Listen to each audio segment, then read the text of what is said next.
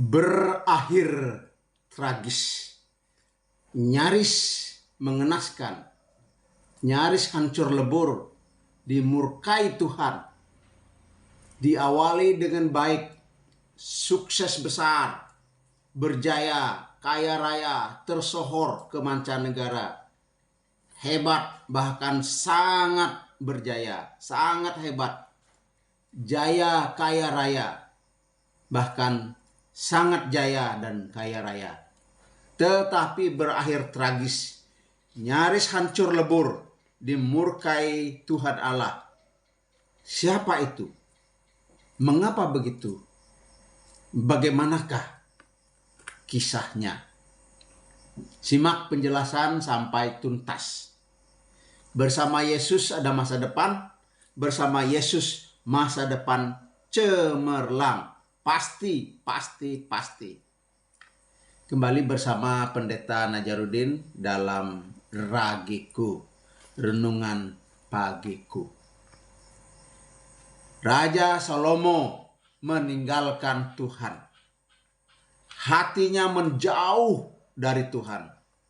Istrinya banyak. Pengaruh istri-istrinya itulah yang menyesatkan Salomo. Dan kita berbicara tentang politik Raja Salomo yang saya beri judul berakhir tragis. Saudara-saudaraku yang saya kasih di dalam Tuhan Yesus, nats Alkitab yang saya ambil adalah dari 1 Raja-Raja pasal 11 ayat 1 sampai ayat 14. Demikianlah firman Tuhan. Adapun Raja Salomo mencintai banyak perempuan asing. Di samping anak Firaun, ia mencintai perempuan-perempuan Moab, Amon, Edom, Sidon, dan Het. Padahal tentang bangsa-bangsa itu Tuhan telah berfirman kepada orang Israel, janganlah kamu bergaul dengan mereka, dan mereka pun janganlah bergaul dengan kamu. Sebab sesungguhnya mereka akan mencondongkan hatimu kepada Allah-Allah mereka. Hati Salomo telah terpaut kepada mereka dengan cinta. Ia mempunyai 700 istri dari kaum bangsawan dan 300 gundik. Istri-istrinya itu menarik hatinya daripada Tuhan. Sebab pada waktu Salomo sudah tua, istri-istrinya itu mencondongkan hatinya kepada Allah-Allah lain. Sehingga ia tidak dengan sepenuh hati berpaut kepada Tuhan Allahnya seperti Daud ayahnya. Demikianlah Salomo mengikuti Asitoret, dewi orang Sidon, dan mengikuti Milkom, dewa kejijian sembahan orang Amon. Dan Salomo melakukan apa yang jahat di mata Tuhan, dan ia tidak dengan sepenuh hati mengikuti Tuhan seperti Daud ayahnya. Pada waktu itu Salomo mendirikan bukit pengorbanan bagi Kamos, dewa kejijian sembahan orang Moab, di gunung di sebelah timur Yerusalem, dan bagi Molok, dewa kejijian sembahan Bani Amon. Demikian juga dilakukannya bagi semua istrinya, orang-orang asing itu yang mempersembahkan korban ukupan dan korban sembelihan kepada Allah-Allah mereka. Sebab itu Tuhan menunjukkan murkanya kepada Salomo. Sebab hatinya telah menyimpang daripada Tuhan Allah Israel, yang telah 2 kali menampakkan diri kepadanya. Dan yang telah memerintahkan kepadanya dalam hal ini, supaya jangan mengikuti Allah-Allah lain, akan tetapi ia tidak berpegang pada yang diperintahkan Tuhan. Lalu berfirmanlah Tuhan kepada Salomo, oleh karena begitu kelakuanmu, yakni engkau tidak berpegang kepada perjanjian dan segala ketetapanku yang telah kuperintahkan kepadamu, maka sesungguhnya aku akan mengoyakkan kerajaan itu daripadamu dan akan memberikannya kepada hamba-Mu. Hanya pada waktu hidupmu ini aku belum mau melakukannya oleh karena Daud ayahmu. Dari tangan anakmu lah aku akan mengoyakkannya. Namun demikian kerajaan itu tidak seluruhnya akan kukoyakkan daripadanya. Satu suku akan kuberikan kepada anakmu oleh karena hambaku Daud dan oleh karena Yerusalem yang telah kupilih.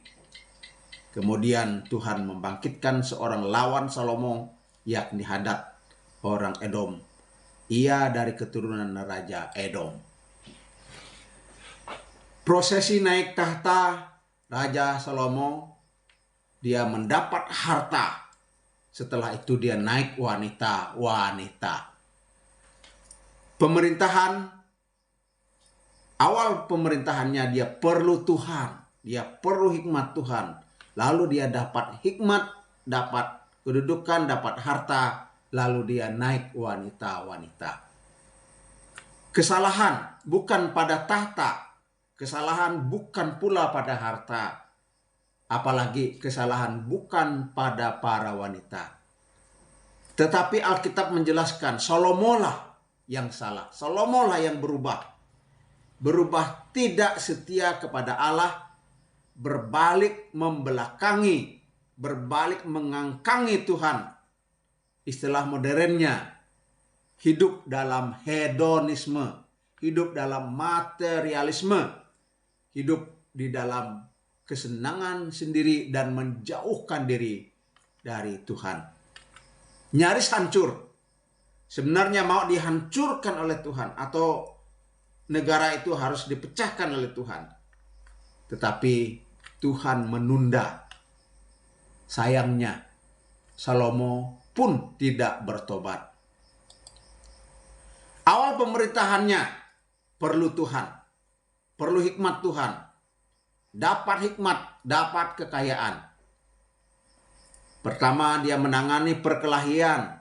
Ada perebutan anak oleh dua perempuan sundal.